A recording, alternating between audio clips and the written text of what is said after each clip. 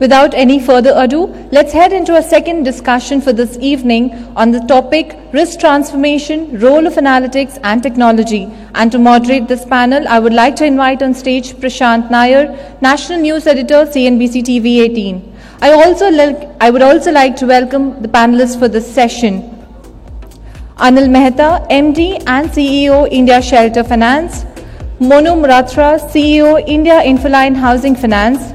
Rajinder Singh, Chief Risk Officer, Global Mortgage Insurance at Genworth.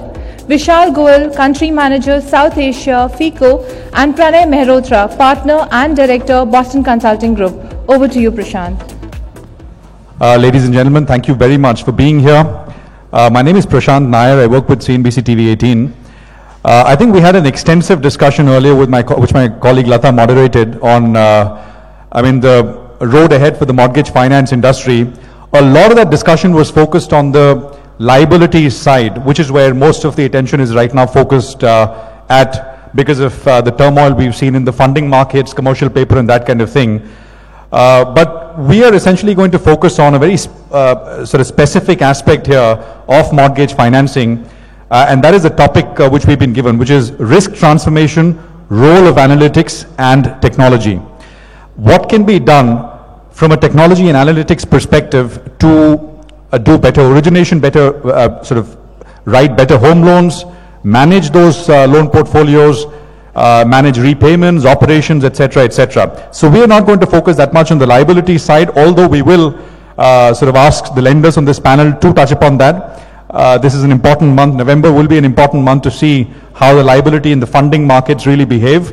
But the bulk of the discussion is really going to focus on the asset side, because that's where the focus should be for people who are playing the long game.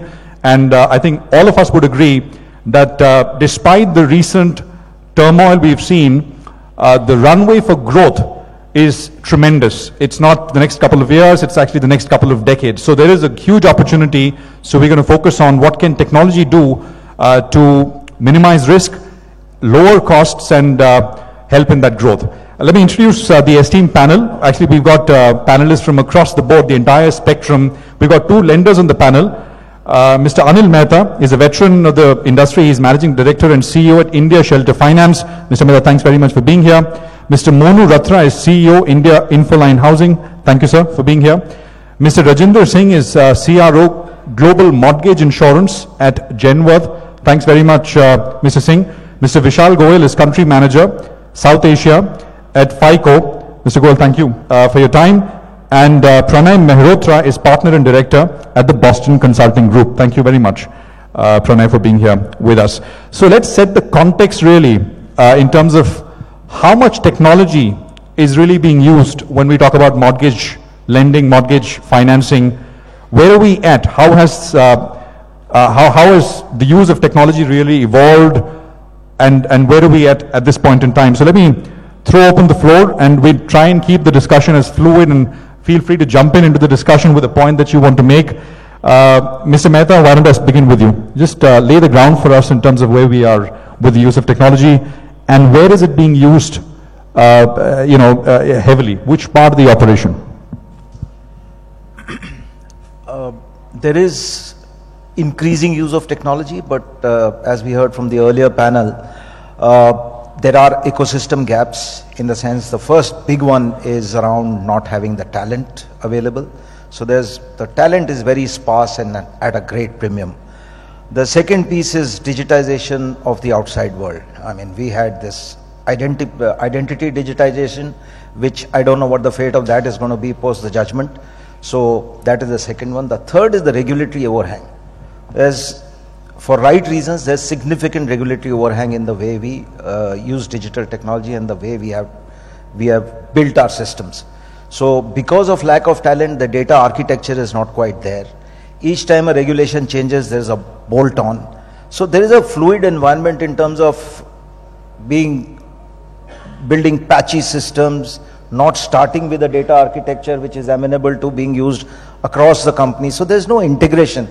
And effectively, I was just on my way here, I was looking at LinkedIn to see how many companies have chief data officers or chief information officer. I don't know if they have another title, but in all of LinkedIn, I could find 6 guys, and none of them were in any finance company.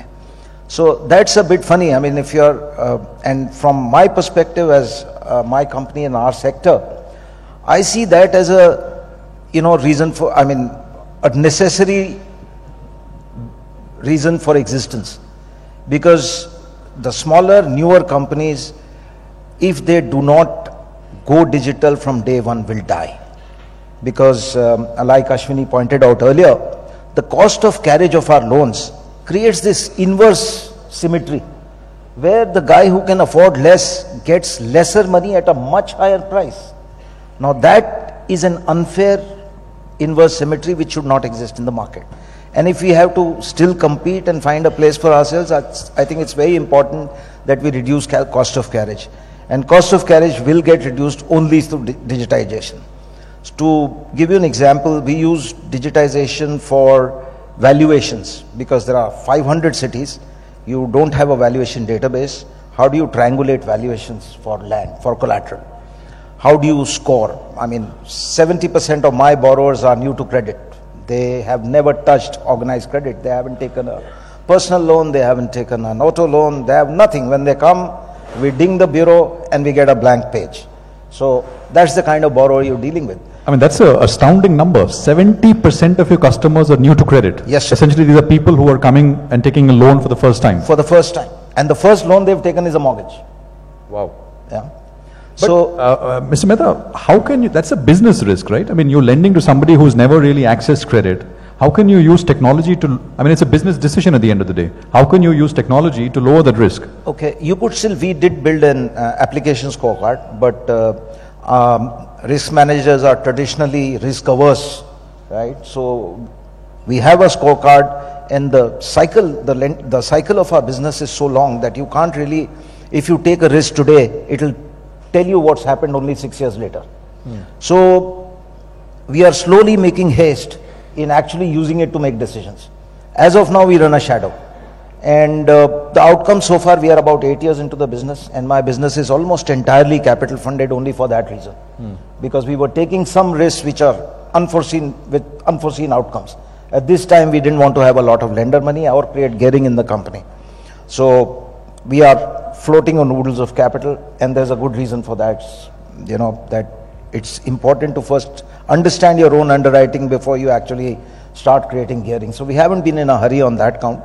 But that said, I think there is immense room to create, I mean, a company like mine, which is just 8 years old, we've got like 5 bolt-on different systems. Our data is spread all over the place. It's difficult to find a guy who will architect your information and make it amenable to the future that's staring you in the face. Because the biggest challenge that all of us face today, including the gorillas of the market like India and Infoline and minnows like us, is reducing cost of carriage. Cost of carriage is what is killing us and killing the customer. Fair enough. Let me get a quick round of comments on this. I mean, just setting the terms of the debate. Mr. Ratra, what your opening thoughts, sir? The situation is like that as somebody was saying in the earlier panel, that interestingly the unsecured is almost digitized today. Every decision gets done automatically through digitization. The moment you step into mortgage, suddenly it seems that it's a different world, right?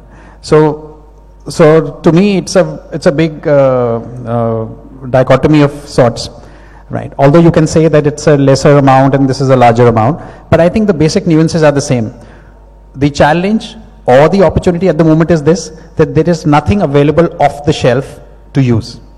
So people need to themselves create and align themselves to mortgage digitization. No, so that is because 70% is, I'll just come to that. Out is new to credit, right? Yeah, I'll just come to that, right? So we have had our journey, and as we speak today, all our reported income product which we have is 100% done on our app, which is on the tablet, right? And we have had our journey. We started with salaried people. We went it for 2.5 years. Then we added self-employed, understood what it is. What basically happens, and what I have personally been involved in this whole journey very closely, is that just putting together some softwares is not digitization. it is about reimagining the whole workflow, right? So that's the bigger thing. And most of the housing finance companies, we are all, we have lots of people. You've seen other companies, you could find somebody have come, a fintech player has come who was nothing to do with unsecured, but he comes and makes a platform for unsecured lending, but nobody has tried that in mortgages. Because of the reason that that person would find that who's a non-finance guy I cannot complete the entire end-to-end cycle because of property being involved and so on and so forth. So the re-engineering or the reinvention has to be done in-house to reimagine the process all the time. Because it's a reimagining of the process. And also the kind of workforce which usually occupies the mortgage teams, they are traditional with the method of, say, physical underwriting. And so that's something which is there. But I very strongly believe that we are just right for going ahead with digitization part. Over a point, what we have done is when we are getting new to credit, we are creating like to like for that, right? So you could always have somebody basis some matrix to that, compare it with somebody who already has a score, some credit score there. So you have to invest a lot of effort into creating that, but we strongly are advocating that, and we would like to take this to the extent, because otherwise if you largely see this, you cannot address the need of this credit to a great extent, right? And we would have realized that all these loans, when we see the data, we talk about the loans which are below 5 lakhs. RBI had published the data that the credit quality was not so good, and they are the worst loans below 3 lakhs. So one could be the reason of the kind of cases which they were picked, but also non-standard underwriting as well. So digitization is the only way where you ensure that if you are present in 500 cities, you at least know the way the thing is being done. It might leave out few things, but at the same time you have the ability to scale up through this process only. And what logics or I would say dependent variables you have to pick to, if somebody is new to credit, still to believe that he would be still a good guy, is something which all of us need to innovate. So, but we are strong advocate, this is the way to go, and it should be the next thing which we have to do. So just to complete that point, would both of you agree that the main use of technology right now is to make a better assessment of the person that you're writing a loan for? I mean, that is where this is coming in the most handy at this point. I mean, it's being used extensively because of the fact that you are lending to a segment which has never taken out a loan before. Would you agree with that, Mr. Ratra? So basically, I think any lending which happens, it has got 3 kind of risks you need to go through. One could be the identity risk, which is an impersonation risk. The second is the cash flow risk. The third is the transaction risk as far as mortgage is concerned. So as far as the identity risk is concerned, courtesy if Aadhaar had been what it is and the identity risk was very well taken care of, then there is the cash flow risk which you want to see. That's also fairly possible to digitize. Possibly what the only thing you would say is new to credit. So I'm sure when even a physical assessment also happens for new to credit guy, you have some logics basis which you still take a decision. It's not something out of thin air that once you meet in person, only then you can take a good decision. Sure. Right? So you have to transpose that into some logics which can be logically put across. Sure. And the third is the transaction risk, which is still far away from getting digitized. So that is definitely there. But the first 2 risks are very, very amenably can be taken care of by this method. So by digitizations. Yeah. Mr. Mehta? I won't sort of agree with the proposition you made just now. Today, at least speaking for myself, technology is being used largely to watch the bad or good news unfold. It's post-mortem. In terms of acquisition, we have to somehow get away from the inertia of a wholesale lending paradigm being put on retail, where every borrower has what we used to call standard credit memorandum in banking being written. So the fatter the file, the better the credit. So retail is a factory process. So till the time you don't get to the PL kind of process there. So we use it about, I would say, 70-80% to reduce cost of operation. On that side of analytics, which I say is post-mortem, watching the news unfold. So you can only be a spectator. You can act, but the result of your action will be seen much later. I would say that is where we need to invert this proportion, to say invest a lot more in being able to do good credit across many locations, because that's the only way to scale. The branch model, I think the days are gone. We should forget the branch model, be able to do off-site, be able to do quick decisions, and to give a great customer experience, because a lot of, we did a little analysis and we found that borrowers who spent 25 days in the credit process turned out to be bad borrowers. Borrowers who got a quick turnaround were normally good borrowers. So there is something to be said for doing it the right fashion, which is the retail fashion. Get homogeneity in your decision making. Otherwise, on Mondays the credit manager approves, on Tuesdays he declines, So this, myth of I can smell great credit, he's a great credit guy, has to go. Right. No, absolutely. And I think, as they say in banking, in lending, it is not what you do, but what you don't do, which matters in the very long run. Mr. Goyal, FICO scores, gold standard in credit ratings. What's your perspective in terms of how it can be used in the Indian context? How much is it being used, etc.? So, I'll start off from where Mr. Mehta has, left out. Saying digitization is very important, and there are two parts to digitization. One is what decision you want to take. So that's where the analytics comes into place, and how you can execute that decision very fast and on a continuous basis, so that it doesn't vary from Monday to Tuesday or to Friday, right? So on the side of analytics, there's a lot of work that FICO has done. FICO score is obviously for its 30% population, where there is some bit of credit which is already there, and FICO score can predict his intent to pay. So that's before you go any further, can you for the audience just outline how much FICO scores are very well known around the world, but in India, could you tell us the scope of your work briefly? Yeah, so FICO score is the default standard for lending in the international market. FICO score right now is present in about 25 to 28 countries. The countries grow up every year. In India, we introduced FICO score about 6 months back, and we did about 3 years of exercise on trying to validate FICO score for Indian market, and we have seen some exceptional results. Our company, our data analysts were also surprised at the performance of FICO score India as compared to what exists in the marketplace, and that's where we are very excited about being in the Indian market. This covers up to about the people who have already taken a loan. We can very well assess the risk of those people using FICO score. Key advantages that I see is that when you talk about the earlier panel talked about securitization, creating bonds for these mortgage, all of them required a single line where it says that what is the underlying score which creates the risk paradigm, right? So what's the risk of this packet? And that can be FICO score, and that's where Fannie and Freddie uses it in the US market. When it comes to coming back to Mr. Mehta's question about, so FICO on the other side, on the non people who have not taken any kind of loan, we are actively working in this space to find the right solution, and we are exploring various data sources, and we hope by end of this year we should have something in place for the Indian market. We have done this successfully in the Chinese market. We have done this very successfully in US as well. It's very surprising that in US also there are about 50-60 million people who did not have any credit history, and we were able to score them much better. And that score is now alive for about 2 years, and after 2 years of performance, whatever we had predicted 2 years back without any data is holding true today as well. So we have done a lot of work, and we are continuously doing work in that space.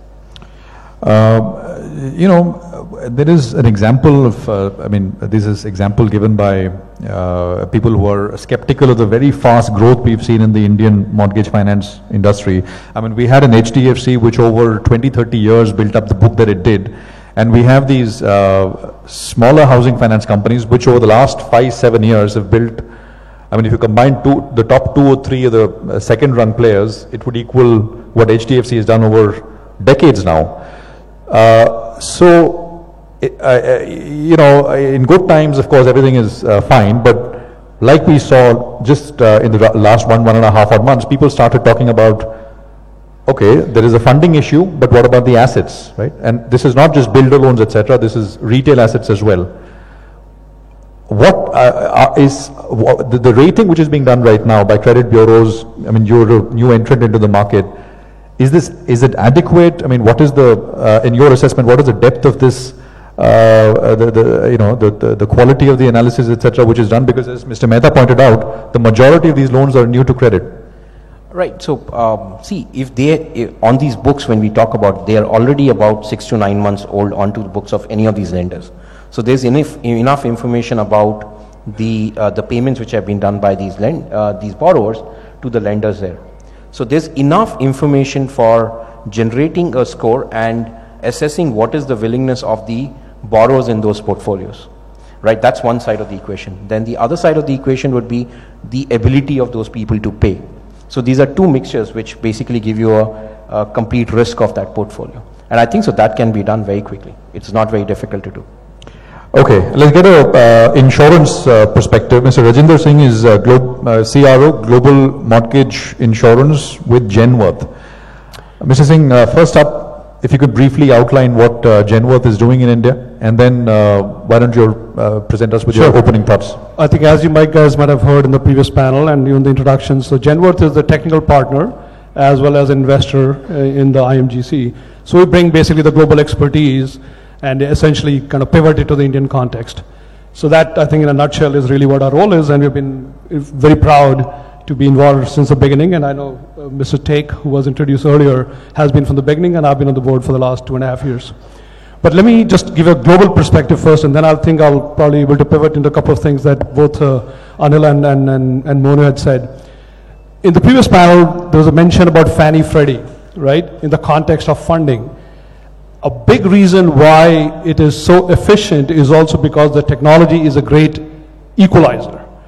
Doesn't matter where the loan got originated, it passes through similar standards from a technology, from analytics, from the kind of QA processes which are heavily digitized, so that the investors can pick, and they don't need to know whether the loan came from Infoline or came from India Shelter or whoever. So that the standardization that is provided or enabled by technology is a very, very important component. The second aspect, I think I'll pick up maybe where Monu was talking about 3 types of risks, and what Mr. Goel just talked about in terms of the willingness. In mortgages, obviously, are very complex to underwrite and makes it even more complex when you don't have half the information. But if you break it down into pieces, I think the way you had done, I break it down into pieces like assets, income, liabilities, right? That's where you don't need any score, you just need information, data, and then you need the collateral information, which again, you don't need to know about the borrower. You need to know what we call the property level beta. That means the volatility of the collateral value, not today, even though we underwrite today, but really what's in the future. And then the last important component really is the willingness, which is where FICO and other kind of scores come in. And I think you mentioned the lookalikes, which is where a lot of the new technologies, whether it's AI, machine learning, to come up with better and better models of lookalikes are being deployed. So net, I would say, as long as technology is used efficiently and in the right places, and to really plug the holes where the local information is not there, it works quite well, and that in kind of in a total combination with analytics kind of makes it easier to kind of have the kind of performance where the investors will be willing to say, yeah, I'm willing to take this risk at this price, and kind of the whole mortgage and the housing finance becomes more accessible and more stable. Pranay, you work with the entire gamut of lenders. You have a bird's eye perspective on what's going on.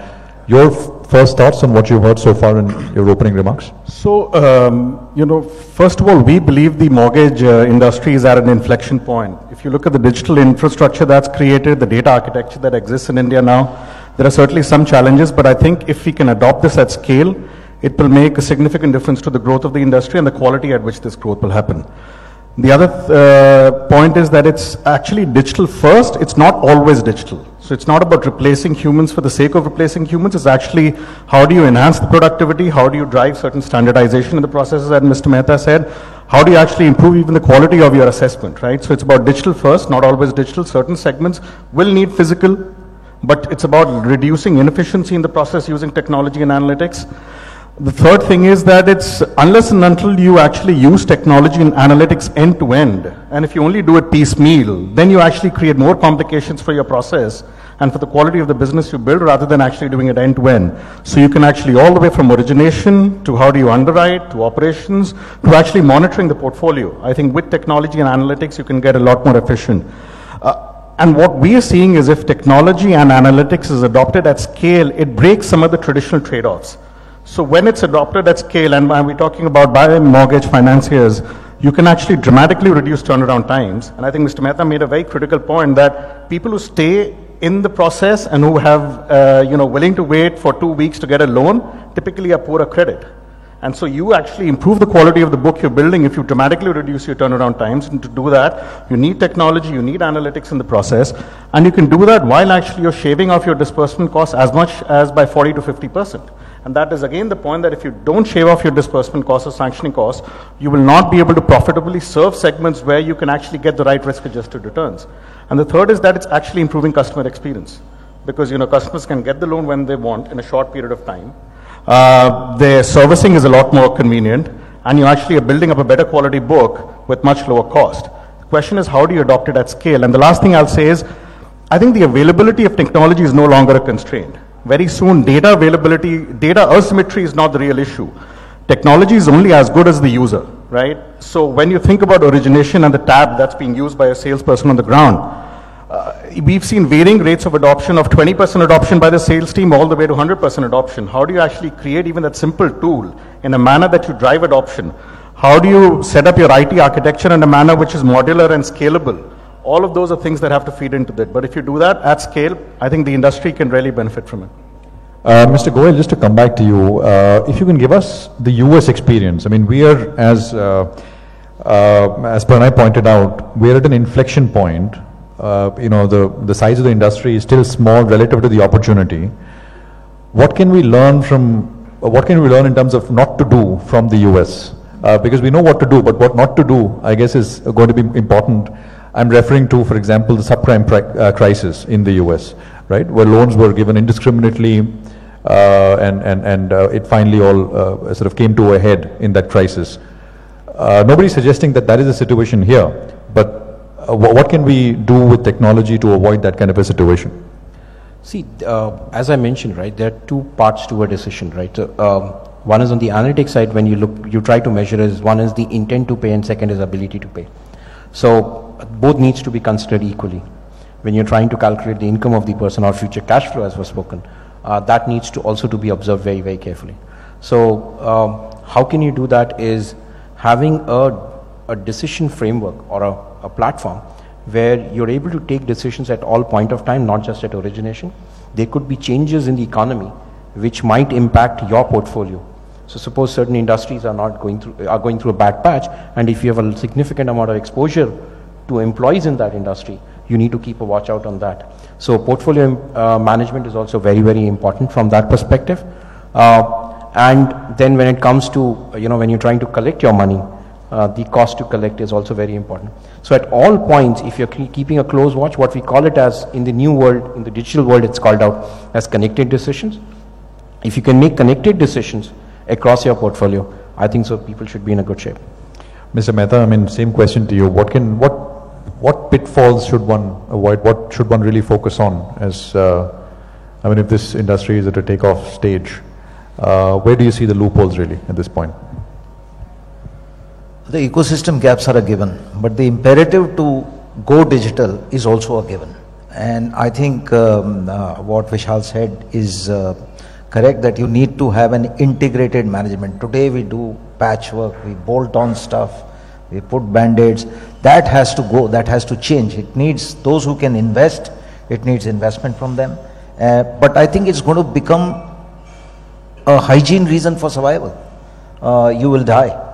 You will remain subscale and you will die. The business, today the regulator allows you to set up a housing finance company with 10 crore rupees. Now, what do you do with 10 crore rupees? You can't even hire people for that money. So a lot of players who really haven't earned the right by being able to get capital to run these companies credibly. Because what happens is a couple of companies go belly up, the whole sector gets painted with that brush.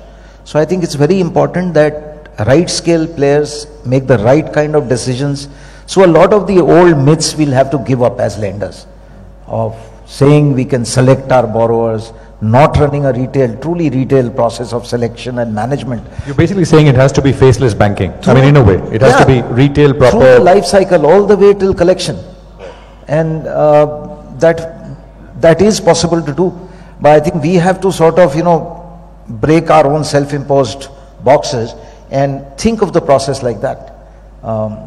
And maybe, now there are nearly 100 companies, somebody will do it. Right at the open, Mr. Mehta, you mentioned that you raised some capital last year? 800 crores. I raised more capital last week. So you're not, you did make a point to mention that, and you're not dependent on were you giving us a warning about what is coming our way? Some people have been laughing at me, of course, to my face, that you are overloading on capital. But one has sort of expected this to happen. I didn't know the timing for sure. But we raised much more capital than we needed immediately, from the perspective that we want to build a strong company that will take all the shocks. So the way it is today, some of my peers want to sell their portfolios, etc. We've been able to make it happen because it's a long cycle business. You can't escape time. That time has to pass, because this is about calendar. The guy pays 80, 90, 100 installments, then you know whether this is performing or not, and that is when you can really implement all of this once you have the experience. We've done lookalikes. Unfortunately, there's not enough population to do a proper lookalike on this population, which is coming newly into the stream. The fundamental thesis that 30-40 crore people will move into urban areas is intact. I think affordable housing is in a very I'm very optimistic about the market. It's going to be a massive market. I think multiple companies like HDFC kind of scale will get built over time. You can't predict the timing, but with these volumes, if we can actually make the business happen in the right fashion, I think there's tremendous room to build some really great businesses here. It's a sorry to speak French, but it's an unsexy business. It's a hard-working business. How do you make it slick? How do you make it happen in the right fashion? Do not create, the earlier panel spoke about ALM and all. So I'm not that educated, but generally I'm saying I don't think we need any new rules. It's just forgetting 101. We forgot ALM 101. We forgot lending 101. And that's the cause of all of this. I think we need to reread the rules. It's not about writing new rules. So that's... Mr. Mehta, do you think there is as the industry stands right now, there is a bit of an issue on the asset side in the mortgage finance industry? There could be, because, we are all newbies. All of us, my peer group, is 6-7 years into the business. So things have to yet unfold would be my thing. But I'm also older, a slightly pessimistic person, but I would say it's better to be pessimistic and live than be optimistic and die. So I would hold my horses. I would say there's still some chapters to unfold out here. I don't think the credit underwriting outcomes have been known yet. Plus, I think all of us see risk only as underwriting risk. I think there are multiple other risks in the business. There's operational risk, there's expense risk. You could be just bleeding capital because of your expenses. So I think that discipline of, like Rajendra's discipline is not really truly developed in our sector. The chief risk officer is normally an expert on 1, 2, 3 things. But this probably is a wider job than the CEO's job. And it needs first-rate professionals who are truly absorbed into it and who have the skills and the bandwidth to be able to keep the board alert and the management alert to what's coming down the chute. So the 3 gaps: ecosystem gaps in terms of government databases not being in place, ecosystem gaps in terms of not being enough skills and people who can bring the horsepower these jobs need, as chief data officers, chief information officers, call them what you will. Today, my CTO is my chief data officer. That's not his core skill. He will do what gets done cheapest. He will do what's been done traditionally. He has no clue. And that's probably across, I had never thought about it, but while coming here in the car, I was trying to figure how many chief data officers are there in India. We haven't even come alive to the need to have those guys. I think first that appreciation, maybe for forums like this, that appreciation that we do need chief data officers. I mean, I only started thinking about that position in my company from the day I got invited here. Is that because we have, I mean, FICO, for example, we have the credit bureaus who they do a lot of analytics, etc. That could be. They can do analytics only on the data you have. If you don't have data, what analytics is he going to do? So you'll spend a year, investing in them to create the databases, etc. But a smart guy sitting in my house will be able to architect the whole thing in a fashion that makes it amenable to reduce cost, pick up the good risk, give a great customer experience. Why not? I mean, my technology should leverage all of that. So that's where this whole thing belongs. But I'm very optimistic. I'm saying volume market is getting built. People are getting aware that you need people. I mean, things happen at the right stages in life. So the right stages in life have happened. So many companies came in. They've created portfolios, the outcomes are coming out now, and now the appreciation is coming. Like IMGC, we were surviving without IMGC perfectly well. Now they've come, we've discovered uses for them. So, yeah, but talent I think is the single biggest gap. But many chapters yet to unfold, as you said. Absolutely. Mr. Ratra. So be fearful. Yeah, so I think I'll answer it in two parts. One is your question of the asset quality, has it been tested, or that's also a story yet to unfold. I think largely it should be okay and intact, but if persistence of the current situation could lead to a collateral damage, in the sense that if people have booked their properties and they've sought a home loan, and if there is some irregularity in the flow of funding to the developers for the construction, if that stops, then accordingly the retail book could also see the stress. And that could be, if it persists, and then Q4, Q1 could be interesting times to see that, right? One more question I just wanted to say was, the Indian mortgage, coming back to the digitization part, is, I think whenever there is a start of some concept, I don't think CTOs or CDOs will be able to do much. It has to start from a business leader who understands the business and tries to link things on a database, right? So I think that's where it starts. And the biggest mistake you can do is, once you've made it, you think you've done it, right? So that's, I think, the biggest mistake is going to happen, because it needs to be evolved every 3 months, at least in the first year, in the first couple of years. So I think that is extremely important. That's a big risk you can run, because with digitization, it has two extremities. If it does well, it does very well. And if something is wrong, you don't get to know till you have hit the rock bottom of it as well. Right? So you need to be very closely watching it and seeing that whatever you have done, you let go of things in a very phased manner. For example, in the first phase of ours, we were doing some things both online and offline as well, just to see that, okay, how much are we ready for it? Till we just say, okay, you switch this off and you only do that. So then you make those transitions. And the other aspect is that India is such a heterogeneous country. The nuances of the behavior of people is also overhanging the other data points you have. How people would behave in Andhra would be very different from in Tamil Nadu. So I think this is where I think the business leaders and the local nuances, because it's India is a very peculiar market, and how they behave and how do they do. One of the big risks which is there in the Indian real estate is obviously the transaction risk, which is there, which will remain outside the gamut of all the data points which we'll have for the people. Generally, whatever experience I have in mortgages, generally people, if it's a truthful transaction, generally people will not default unless they really get out of the job or something like that. So then you need to be knowing the stability of the company. But largely other things are related to the transaction risks which are associated. So I think this is absolutely an inflection point. There's so much can happen, and I think anybody who is able to unfold this mystery would have a head start.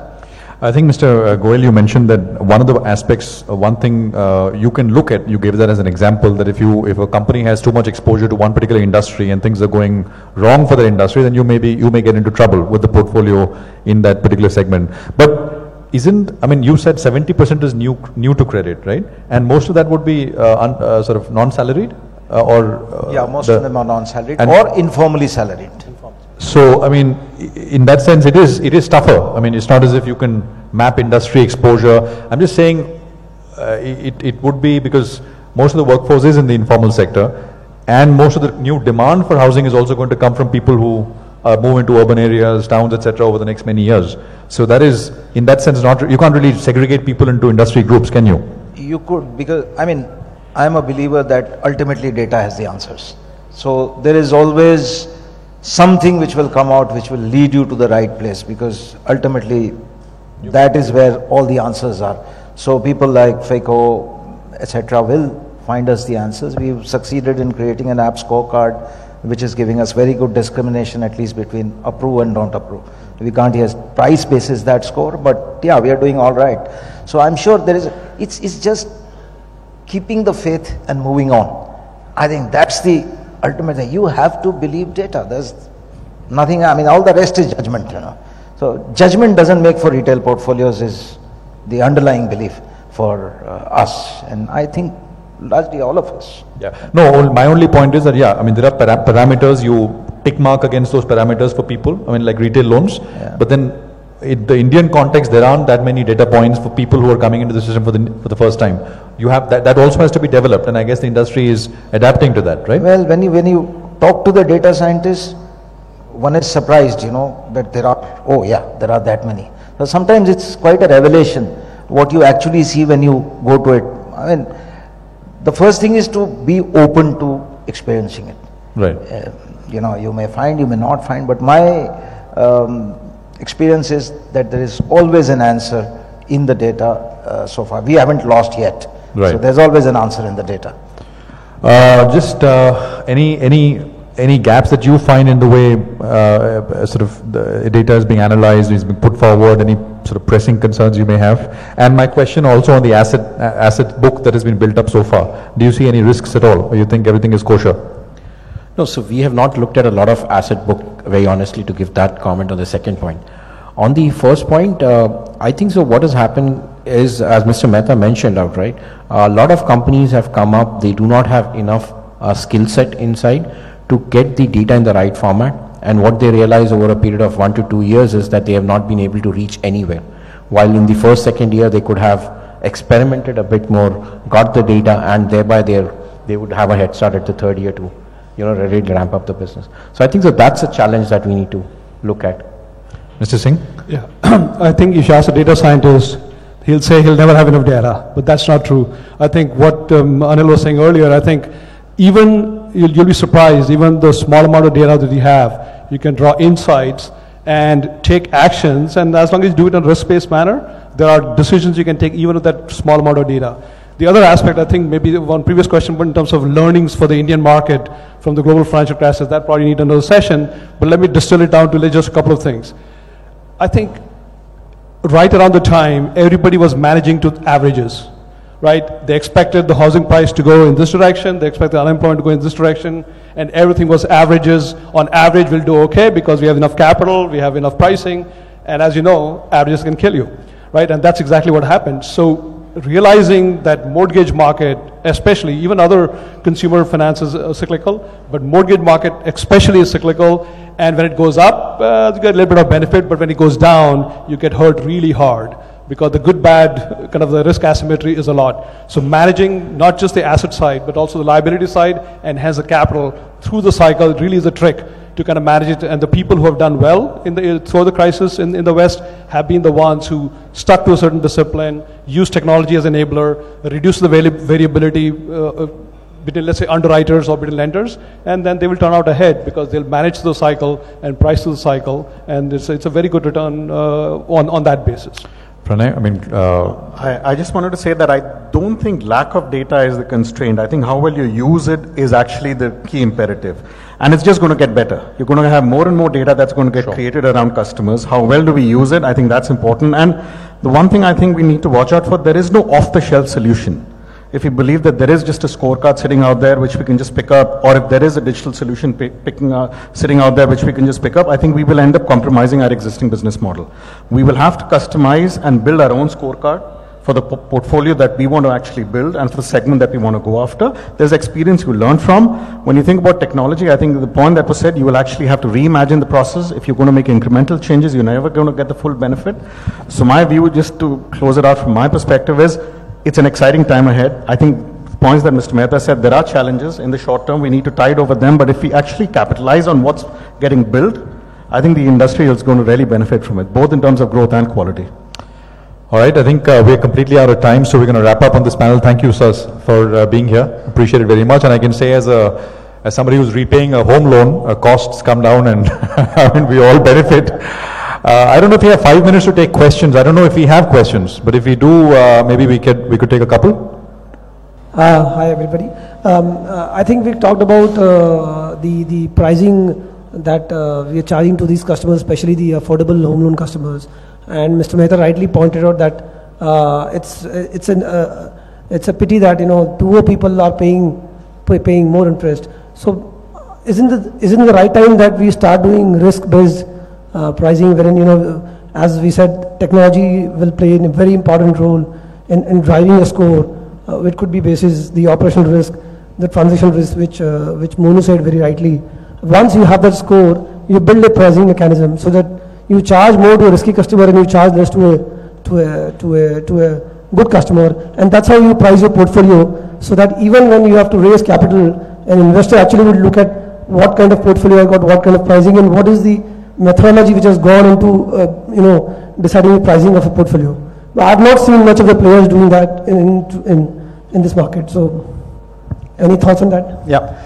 So I think till we had this a flurry of other housing finance companies to come by, anybody who has had the space and the monopoly charges maximum they can, irrespective of what is the appropriate pricing for it. So if there are not enough lenders, then obviously even if the risk is good risk, he knows the competition actually is the stabilizer. So there will have to be more number of people getting into that segment of 2 lakhs. Only then this will get settled. If there is only, even if he's good credit, but there is nobody else, I'm sure you will not see the correction of the rates. So as you can judge for yourself, pre-2000 and after 2000, right? So the lenders who were charging pretty decent rates for mortgages, for home loans as well, and once the competition came in, it changed. So I think those dynamics have to come by, and the critical point here is lots of players, the significant size players, are not in that segment in the private space. So they're all in the different segment. So then you have a fragmented small players who are working in this segment. So the competition is not there, so the pricing doesn't come. So that demand supply plays out rather than the credit quality. Okay, competition is key, essentially. That's. Anyone else with a question? Sir. Hi, I'm Arun from APAC Housing Finance. One of the things we are talking about risk transformation, and I'm actually handling collections and operations in my company. We talk of analytics, technology, everything, but I think one thing that all of us really are afraid of is fraud. And that is something I think as an industry we have taken baby steps. We have closed user groups like Hunter and others, but I think unless we address that, because mortgage essentially is a big ticket loan, and unless one loan here and there can actually wipe out our entire bottom line, stuff like that. So I don't know how much we are really focusing on that, and what is our as a future ready kind of You're referring to retail. I'm talking of mortgage loans itself. For example, even now, given the ALM crisis, we hear that there are a lot of frauds happening because under construction funding has stopped by a lot of HFCs, and builders are actually fabricating documents, stuff like that, with migrant labelers and stuff like that, and that's happening even as we speak. So what are we doing from a technology, what can we do from a technology perspective to catch these people upfront? And Mr. Mehta, you want to take that? I don't really have a ready solution, but again, I would reiterate that if identity was digital and credible, and if titles were digital and credible, identity frauds and title frauds will not. These are the two big ones that hit us. If these were digital, it would be impossible to do any of these things. So it's the paper that's causing us the losses. So I would do that. And to your second part on the incidence of fraud increasing, I think if this goes on for too long, like you said, a lot of people have stopped, I don't really know that, but if this goes on for too long and if construction finance is not available, we could see some correction, I don't know how severe, in retail prices, and builders will have to blink and release some inventory. If that happens, the larger books, which are at 80, 85, 90% kind of LTVs, you will see some stress. Want to add Could something? I add just a little bit? If you don't mind? Sorry, yeah. I think it's a great question. So fraud really is two types. The fraud for housing, which is probably what you're referring to. People are falsifying documents to get into the house, or fraud for profit. The second one is a little bit easier because that you can easily spot if you have good quality control. But I think on the fraud for housing, I think it's important the lenders really, that's not a competitive issue. In fact, the fraudster will try different lenders and go through the softest one and try to get it there. So the more the lenders can have a consortium to address fraud, that's what has helped to build models as well as databases to basically catch fraud. And whether it's on the self-employed side or the salary side with some fudging going on the pay slips, I think that's where collaboration is probably going to be much better for the industry as a whole, rather than each one trying to fight the battle by themselves.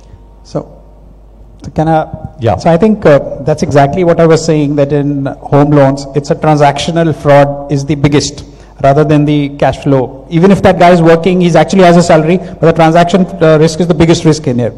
So what we have seen is that for that you will have to create your own fresh data points, right? So for example, we have realized that if supposingly, like you gave a right example of a migratory worker, right, buying a property in a certain place. So I'm saying this is where the localization and reinvention of the business will come into play. What are those data points? These are not those data points which are usually available through other sources. This is a data point of the transaction which the business you do. That is it making sense for somebody who is from say Bihar and he wants to buy property, suddenly he's come 6 months back into Mumbai, right? So I think you have to create those imputed data points, and those have to be inbuilt into the model and flag off those risks. So this is where I believe the localization and such nuances have to be better understood by the business leader. Anyone else with a question? Right there. Hi, my name is Rajan. My question is to Pranay and to Anil. I want to check who's going to be the customer in the next 5 to 6 to 7 years. And when their preferences change, how will the industry change? And what assumptions about the customer you're doing today, which are likely to change in the next 5 years? That is for you, Pranav. Look, I actually think the behavior of customers will change. I don't think fundamentally the customer is going to be dramatically different. If I understood your question correctly, I think you have a young population. India is still a pretty young country. You have a large number of households actually over the next 5 or 10 years which are going to enter the 2 to 10 lakh per annum income segment who will need housing. Some of their behaviors and some of the choices are going to be influenced by technology when they think about the provider. In the non-financial services world, they are actually dealing with tech or digital ecosystem players, so the experience is being defined by what they do elsewhere rather than just applying for a loan. So some of the interesting trends that are being played out is, some of the mortgage financiers are saying that, as these people start to get into the housing purchase journey, how do I actually get into that journey rather than actually when they need to apply for a loan, right? So as consumers start to go more and more digital, question is how early in the journey do you get into that? How early do you influence some of their choices? To summarize it, I think, you're going to have a large number of people, young Indians, in the 2 to 10 lakh income segment coming into the population over the next 5 to 10 years. Their behaviors and their expectations are being influenced by not when they apply for a loan, but by a lot that they do elsewhere. How do we actually tap into that segment is going to be critical and meet their needs. Mr. Mehta, I think No, I really don't have much to add there. It's pretty perfect encapsulation of what it's going to be. Pretty much concur. I think I'm being told that we are completely out of time. Thank you very much, all of you, for being a great audience. Thanks to the panel for being extremely engaging and very insightful. Thanks indeed. Thank you everyone for that very engaging discussion. May I request you all to be on the stage for a little while longer. I request Mr. Singh to hand out a small gesture of memento to all our panelists.